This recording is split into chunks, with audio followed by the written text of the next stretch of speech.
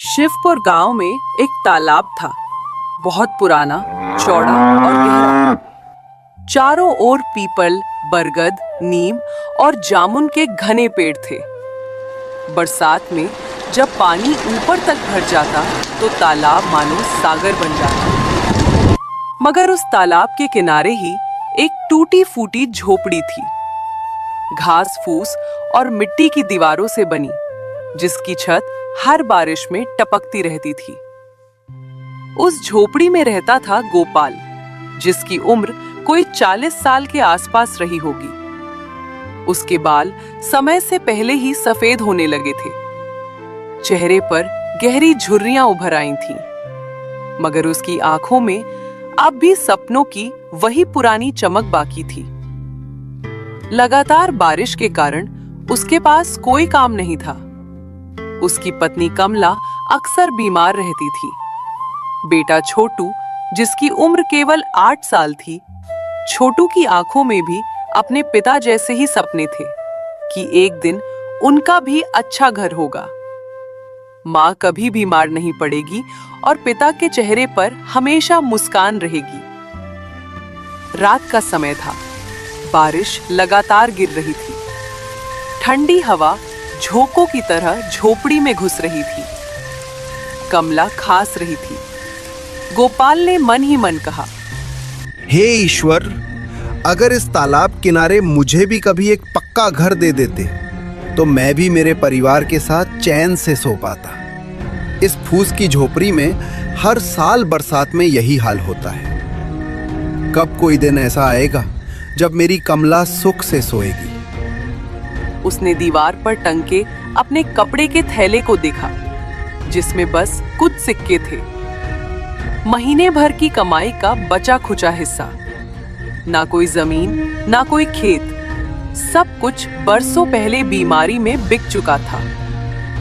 अब तो बस यही तालाब किनारे की सरकारी जमीन थी, जहां उसने झोपड़ी बना रखी थी। कोई भी दिन ऐसा आ सकता था जब सरकारी आदमी उसे भगा सकते थे, मगर फिर भी तालाब के पानी में उसे अपना बचपन दिखता था, जब उसके पिता उसे कंधे पर बैठाकर यहाँ मछली पकड़ने लाते थे। बारिश की बूंदें छत से टपक टपक कर मिट्टी के फर्श पर गिरती और कीचड़ बन जाती, मगर कमला के होठों पर हल्की सी मुस्कान थी। उसने धीमे स्वर में कहा, जानते हो, जब तुम पास बैठते हो ना, तो ये टपकती छत भी महल जैसी लगती है। ये दीवारें टूटी हो या चूल्हा बुझा हो, पर जब तुम साथ होते हो ना, तो लगता है जैसे सारी दुनिया हमारे कदमों में है। मुझे कुछ नहीं चाहिए, बस तुम्हारा साथ चाहिए। एक दिन जब मैं नहीं रहूंगी, तब भी तुम ऐसे ही मजबूत बने रहना। बस एक दुआ है भगवान से, तुम्हें भले ही बहुत ज्यादा दौलत ना दे, मगर एक पक्का घर दे दे, जहां तुम बिना डर के चैन से सो सको। ये बारिश की बूंदें सिर पर गिरे तो ठंडक लगे, डर ना लगे। बस भगवान से यही चाहती हूँ। गोपाल की आंखें भर आईं। उसने चुपचाप भगवान से प्रार्थना की, हे मालिक, तू चाहे मेरी उम्र काट लेना, मगर मेरी बीवी को बचा लेना। कहीं ये बारिश और हमारे जीवन का संघर्ष इसकी जान न ले ले। ये औरत जिसने मेरे साथ हर दुआ काट लिया, उसके हिस्से में भी तो कोई सुकून लिखा होगा। बरसात की वह रात बीतती रही। तालाब का पानी उठता रहा। कच्ची झोपड़ी की दीवारें भीग कर कमजोर हो रही थी। रात के 11 बज चुके थे। बारिश रुकने का नाम नहीं ले रही थी। छोटू भूख से कांप रहा था। कमला के सामने एक मिट्टी के मटके में सिर्फ पानी था। घर में आटा खत्म हो चुका था। शाम से ही सब बिना खाए पड़े थे। गोपाल का दिल टूट रहा था। उसने टपकती छत की ओर देखा। टीन के टुकड़े भी अब जवाब दे चुके थे। तभी अचानक तेज आंधी आई और उसकी झोपड़ी की छत उड़ गई। पूरा घर बारिश के पानी में भीग गया। कमला के सिराहाने रखा पुराना रजाई भीग कर मिट्टी में लिपट गया। छोटू डर से रो पड़ा। गोपाल ने आसमान की ओर देखकर अपने आंसुओं को बहने दिया। वह बोला, हे ईश्वर, क्या गरीब के जीवन में सिर्फ दर्द और तकलीफ ही लिखी है? अगर मैं तेरी बनाई इस धरती पर बोझ हूं तो उठा ले मुझे, मगर मेरी बीमार कमला और नन्हे छोटू का तो ख्याल रख। बारिश की बूंदें उसकी झुर्रियों से लुढ़कती रहीं। रात के उस अंधेरे में वह भीगती कमला को संभालते हुए बोला, कमला सुनो, चलो किसी के घर चलकर मदद मांगते हैं। शायद कोई हमें अपने आंगन का कोना दे दे जहां ये रात कट जाए। कम से कम तुम्हें इस ठंडे पानी की बूंदों से तो राहत मिलेगी। मुझे नहीं चाहिए कुछ छत, मगर तुम्हें इस हालत में नहीं देख सकता। अगर कोई इंसानियत दिखा दे, कोई अपनी ओसारी बरामदे का कोना ही दे दे, तो मैं चैन की सांस लूंगा। चलो कमला, किसी से हाथ जोड़ते हैं। ये रात बहुत लंबी है आज। गोपाल कमला को सहारा देकर बगल वाले पक्के घर में ले गया। वहां का मालिक रघुनाथ था, जो गांव का बनिया था। गोपाल ने कांपती आवाज में कहा, रघुनाथ भैया, मेरी झोपड़ी की छत उड़ गई है। बीवी बुखार में तप रही है। बारिश थमने का नाम नहीं ले रही। भैया, बस एक रात के लिए जगह दे दो। कल सुबह होते ही चुपचाप निकल जाऊंगा। ना तुम्हारे घर का खाना खाऊंगा, ना चूल्हा जलाऊंगा। बस बीवी के लिए उसकी सांसें थम जाएंगी, इससे पहले कहीं सूखी जगह मिल जाए। देख गोपाल, तेरी हालत पर तरस तो आता है, मगर मेरे घर में जगह नहीं है। तू जानता है, मेरा उठना बैठना अब गांव के बड़े लोगों के साथ है। अगर किसी ने देख लिया कि मैंने गरीब को अपने घर में जगह दी, तो लोग बातें बनाएंगे, कहेंगे रघुनाथ भी अब गरीबों की संगत करने लगा। मेरी इज्जत धूल में मिल जाएगी। और वैसे भी ये बारिश ज्यादा देर की नहीं है। बाहर छप्पर के नीचे बैठ जा, बरसात रुक जाएगी तो अपने घर लौट जाना। तू समझदार है गोपाल, दुनिया में इज्जत ही सबसे बड़ी चीज है। अब ज्यादा बात मत कर, मैं सोने जा रहा हूं। गोपाल की आंखों में नमी थी। उसने कमला की ओर देखा, जो ठंड से कांप रही थी, मगर उसने कुछ नहीं कहा। चुपचाप वापस मुड़ गया। रात भर तीनों भीगते रहे। सुबह जैसे ही हल्की धूप निकली, गोपाल झोपड़ी के बिखरे टुकड़े समेटने लगा। उसे कोई मजदूर नहीं मिला। भूखा था, कमजोर था, मगर दोपहर होते होते उसने टूटे टीन और घास के गुच्छे जोड़ जोड़कर छत पर डाल दिए। छत अब भी टपक रही थी, मगर उसने कहा, कमला देख, ये छत बहुत अच्छी तो नहीं है, ना ही इसकी दीवारें मजबूत हैं। हर तरफ से पानी टपक रहा है, कीचड़ भरा है, मगर फिर भी सड़क पर तुझे लेकर नहीं रह सकता। या टूटी फूटी झोपड़ी ही सही, मगर है तो अपना घर। यहाँ कम से कम कोई हमें यूं धक्के मारकर भगाएगा तो नहीं। मुझे पता है तुझे ठंड लग रही है, तेरा बदन तप रहा है, पर क्या करूं कमला, जब किस्मत ही रूठ जाए तो इंसान की हिम्मत भी जवाब देने लगती है। लेकिन देख, ये झोपड़ी भले टूटी है, पर इसके अंदर तेरा ये अपना आदमी है। तुझे टूटने नहीं दूंगा। जब तक इस शरीर में सांस है, तुझे यूं खुले आसमान के नीचे नहीं सोने दूंगा। ये झोपड़ी टूटी है, पर मेरा भरोसा अभी टूटा नहीं है। कमला ने नम आंखों से उसकी ओर देखा और कहा, जानते हो, दुनिया कहती है कि महल में रहना सबसे बड़ा सुख है। सुनहरी दीवारें, ऊंची छतें, मुलायम बिस्तर। मगर मेरे लिए अगर उन महलों में तुम नहीं होगे ना, तो वो महल भी मुझे सूना लगेगा। और ये टूटी फूटी झोपड़ी, जहां हर तरफ से पानी टपक रहा है, मिट्टी की सौंधी खुशबू भी अब कीचड़ सी लगने लगी है। फिर भी जब तुम मेरे पास बैठते हो ना, तो ये झोपड़ी भी स्वर्ग जैसी लगती है। सच कहूं, मेरे लिए दुनिया की सबसे बड़ी दौलत तुम हो। अगर तुम हो तो सब कुछ है, और अगर तुम ना हो तो उस महल का क्या। जिसमें मैं अकेली रहूं। इसीलिए जब तक सांस है बस यही दुआ है, ईश्वर मुझे चाहे जहां भी रखे मगर तुम्हारे साथ रखे, क्योंकि तुम हो तो सब है, वरना ये जिंदगी भी अधूरी है।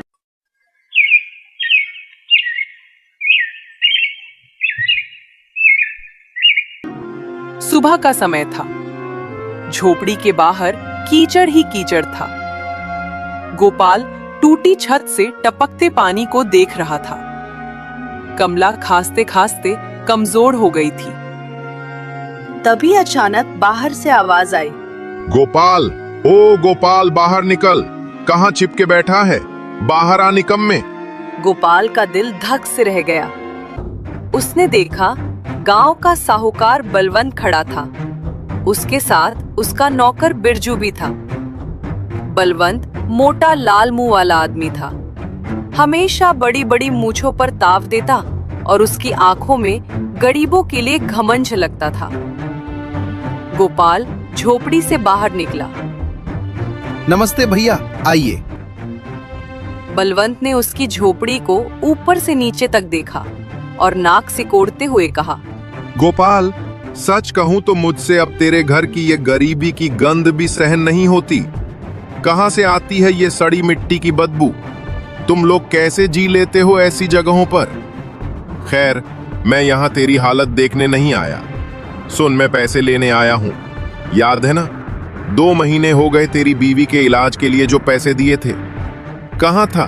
15 दिन में लौटा देगा। अब तो पूरे 2 महीने बीत गए। सोचा था तुझ पर तरस खा लूं, मगर लगता है तरस भी बेकार गया। अब बता, कब लौटाएगा मेरा पैसा, या फिर तेरी ये झोपड़ी भी नीलाम कर दूं?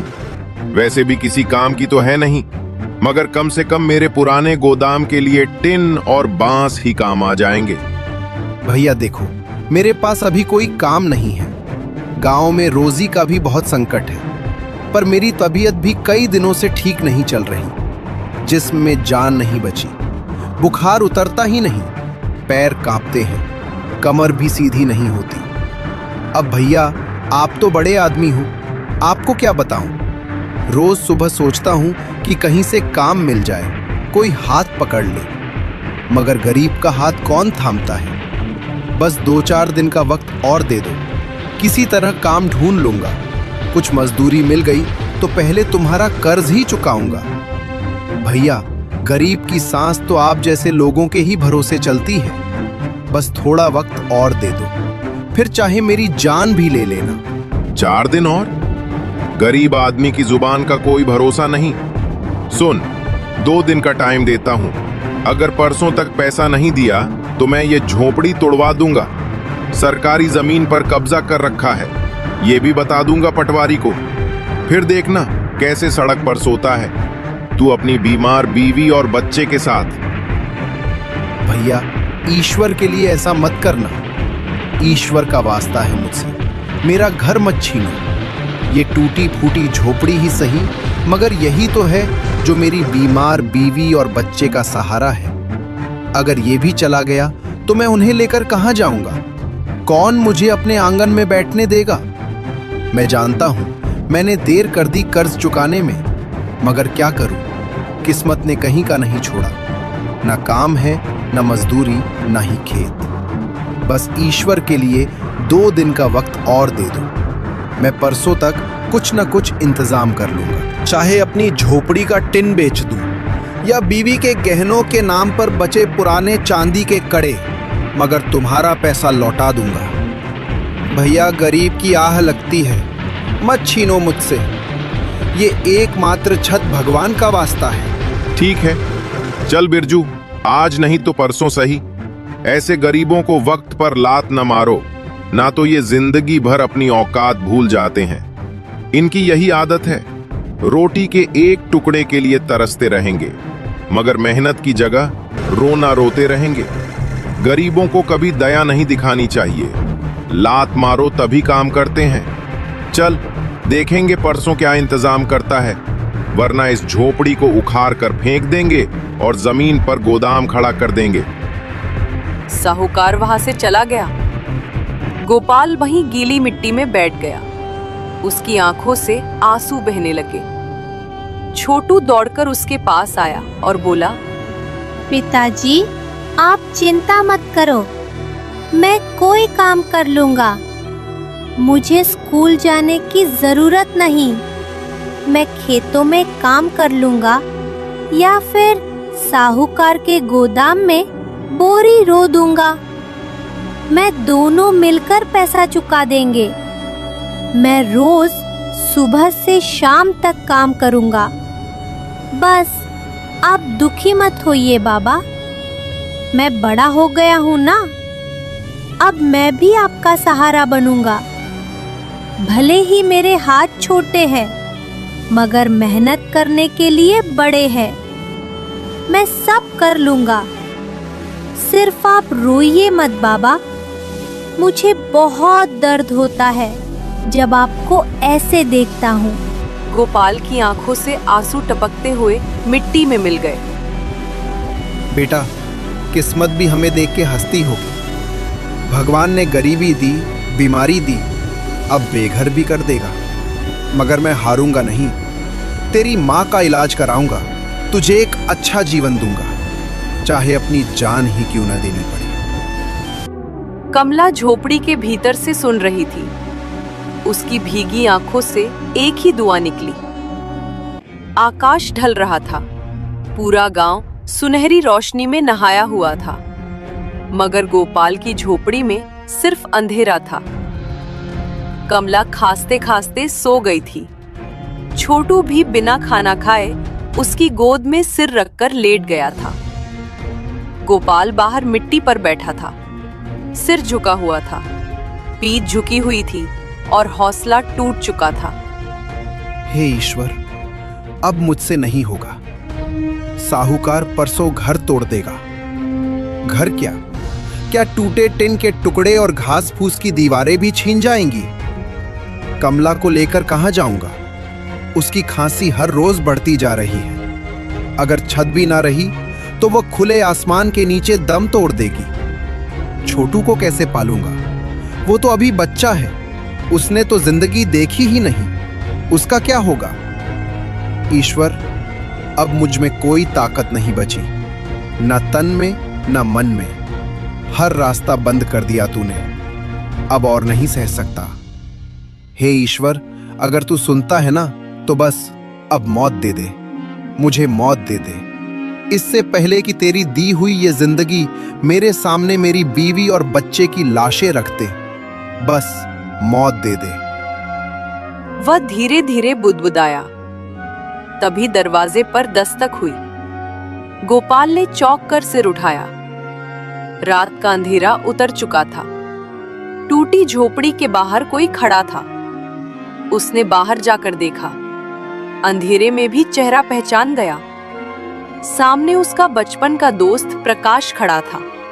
वही प्रकाश जो बचपन में उसके साथ तालाब में नहाता था, आम के पेड़ पर चढ़ता था और जिसे उसने कभी अपने घर की रोटी खिलाई थी। आंखों में वही अपनापन था, वही गर्मजोशी। गोपाल कांपती आवाज में बोला, प्रकाश, तू यहां इतने साल बाद? इतने साल बाद प्रकाश ने उसकी झोपड़ी में कदम रखा। उसकी आंखों में भी नमी थी। गोपाल, मैं शहर चला गया था, मुझे कुछ पता ही नहीं चला। आज जब बाजार में आया तो किसी से सुना कि गोपाल का घर उजड़ गया, तेरी झोपड़ी की छत उड़ गई, पत्नी बीमार पड़ी है, साहूकार रोज धमका रहा है कर्ज के लिए, और लोग कह रहे थे कि गोपाल हार मान चुका है। मैं सुनकर हक्का बक्का रह गया। गोपाल, तेरा नाम लिया उन्होंने तो मेरे पैरों तले जमीन खिसक गई। तू हार मान गया? गोपाल, तू हार मान सकता है? तू जिसने कभी मेरे लिए अपनी पत्नी के गहने तक गिरवी रख दिए थे, तू जिसने खुद भूखा रहकर मुझे खिलाया था, तू जिसने मेरे दर्द को अपना दर्द समझा था, क्या आज तू इतना टूट गया कि तेरी आंखों से लड़ने की आग ही बुझ गई? गोपाल, मुझे वो गोपाल चाहिए जो पूरी दुनिया से लड़ सकता था, जिसके सिर पर चाहे मिट्टी की छत हो या आसमान, मगर सीना हमेशा चौड़ा रहता था। बताओ गोपाल, क्या तू वहीं है? गोपाल की आंखों में वह दिन घूम गया। कुछ साल पहले प्रकाश के पिता पर शहर में केस हो गया था। जमानत के लिए पैसे नहीं थे। प्रकाश रोते हुए गोपाल के पास आया था। गोपाल ने बिना एक पल सोचे कमला के सोने के झुमके गिरवी रख दिए थे। आज वही प्रकाश खड़ा था। प्रकाश ने अपने झोले से एक थैली निकाली। गोपाल, इसमें 10,000 रुपए हैं। साहूकार का कर्जा चुकाना, कमला का इलाज कराना, ये तेरा हक है। ये तेरा उधार है जो तूने बरसों पहले मुझे दिया था। गोपाल, तूने मुझे अपने भाई से बढ़कर चाहा। आज मैं शहर में बड़ा कॉन्ट्रैक्टर हूं। 100 लोग मेरी मजदूरी खाते हैं, मगर ये सब तेरे कारण है। अगर तूने वो झुमके गिरवी ना रखे होते तो मेरे पिता जेल चले जाते। मैंने तो बस इंसानियत समझकर किया था। उस दिन तू बहुत मुश्किल में था। मैंने कमला के गहने गिरवी रख दिए थे, क्योंकि मुझे लगा अगर उस वक्त तेरी मदद नहीं की तो इंसान कहलाने का हक ही खो दूंगा। मैंने तो कभी ये नहीं सोचा था कि तू लौट आएगा भी या नहीं। मैंने तो बस अपना फर्ज निभाया था भाई, मगर आज तूने तो मेरी लाज ही रख ली। मेरी टूटी दुनिया को फिर से जोड़ने आ गया तू। ईश्वर तुझसे खुश रहेगा भाई। गोपाल, दोस्ती में हिसाब नहीं होता। वो तो सौदा होता है जहां हिसाब किताब देखा जाए, मगर दोस्ती वो तो दिल से निभाई जाती है। तूने मेरे लिए अपनी बीवी के गहने गिरवी रख दिए थे। आज अगर मैं तेरे लिए अपना सब कुछ भी दे दूं तो भी कम होगा। अब ये घर मैं फिर से बनवाऊंगा। तेरी ये झोपड़ी नहीं रहेगी। मैं इसे पक्का घर बना दूंगा। ईंट, पत्थर, छत, दरवाजे, खिड़कियां, सब कुछ होगा तेरे इस घर में। कमला भाभी को अब कभी टपकती छत के नीचे सोना नहीं पड़ेगा। छोटू को अब सर्दी में सिकुड़कर सोने की जरूरत नहीं रहेगी। गोपाल, तूने कभी हार नहीं मानी थी, अब भी मत मान। ईश्वर गरीब का इम्तिहान जरूर लेता है, मगर आखिर में उसे कभी अकेला नहीं छोड़ता। ये तू भूल मत जाना। गोपाल की आंखें भर आईं। प्रकाश के दिए पैसों से गोपाल ने सबसे पहले साहूकार का कर्ज चुका दिया। साहूकार पैसों को उलट पुलट कर देखता रहा। गोपाल के कांपते हाथों से रुपए लेते हुए उसकी बेरुखी भरी आवाज थी। अब तेरा कर्जा खत्म। लेकिन सुन, एक बात हमेशा याद रखना। गरीब आदमी चाहे जितना भी जोर लगा ले, चाहे दिन रात खून पसीना एक कर ले, मगर अमीर कभी नहीं बन सकता, क्योंकि इसकी किस्मत में ही लिखा होता है जितना भी कमा ले आखिर में दौलत अमीर के ही पास आएगी। तू भी यही सोचता होगा ना कि कर्जा चुकाकर चैन की नींद सोएगा, पर याद रख, तेरी किस्मत में चैन लिखा ही नहीं। गरीब आदमी तो बस एक कर्जा चुकाता है तो दूसरा सिर पर चढ़ जाता है। और वैसे भी तेरी औकात तो यही तक है। अब जा और कहीं से भी रोटी का इंतजाम कर, क्योंकि ये दुनिया सिर्फ अमीरों की है। गरीब तो बस धूल है, धूल जिसे लोग जूते से झाड़ कर आगे बढ़ जाते हैं। गोपाल ने कुछ नहीं कहा, बस मन ही मन ईश्वर का धन्यवाद किया। उसके माथे पर से जैसे कोई भारी बोझ उतर गया था। प्रकाश ने जाते जाते कहा था, गोपाल, जब तक नया घर बनता है मैं तुझे अपने ठेके के काम पर लगा दूंगा। पास के गांव में मेरी सड़क बन रही है, वहां मजदूरों की जरूरत है। सच भाई, मजदूरी मिल जाएगी। हाँ भाई, कमाई कम है मगर 2 वक्त की रोटी के लिए काफी है। और तू चिंता मत कर, मैं तेरे लिए किसी अच्छे से काम का इंतजाम भी करूंगा। लेकिन अभी के लिए तू वहां मजदूरी कर सकता है। गोपाल की आंखों में उम्मीद की किरण चमकी। अगले दिन से गोपाल रोज भोर में उठकर पास के गांव जाता। गर्मी में पसीने से तरबतर, कभी बारिश में भीगता, मगर दिल में संतोष था। घर में अब भी वही टूटी झोपड़ी थी, टपकती छत थी, भीगा चूल्हा था, मगर उनके दिलों में अब संतोष था। प्रकाश हर हफ्ते हालचाल लेने आता और कहता, गोपाल, बस कुछ दिन और फिर तेरा पक्का घर खड़ा होगा। मैं बस पैसों का इंतजाम कर रहा हूं। कुछ महीनों बाद गांव में सरकारी अफसरों की गाड़ी आई। गांव के प्रधान ने सबको बुलाया और घोषणा की। सरकार ने फैसला किया है कि तालाब के किनारे जो इतनी बड़ी जमीन बंजर पड़ी थी ना, जिसका अब तक कोई उपयोग नहीं हो रहा था, वो अब गांव के गरीबों को दी जाएगी ताकि वो अपना पक्का घर बना सके।